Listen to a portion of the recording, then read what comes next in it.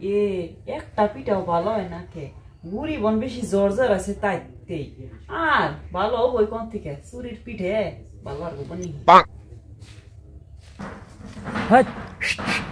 শালার কোকোয়ালি আর ছাগল বর্তির জ্বালায় কোনো আবাদ করে শান্তি নাই। এত সুন্দর করে বেড়া দিছি তাও জানি কোনতে ঢুকে ঢুকে মা কই গুনে খেয়ে শেষ করে দিছি। হেই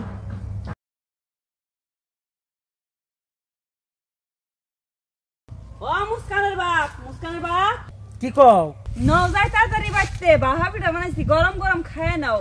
কওয়া নাই বলি নাই আব্বা মা বাইতে নাই তুমি কি এর পিঠা বানাও? তোমার বাপ মা বাইতে নাই দেখেই তো পিঠা বানাইছি।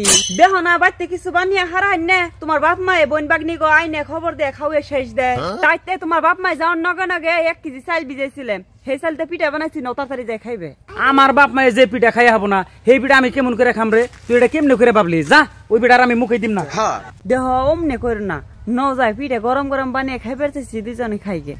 না তোমার যদি খাইবার মন ধরে তুমি খাও গা আমি খাম না। দেহ তুমি খুব বেশি করতেছ। কি বেশি করলাম?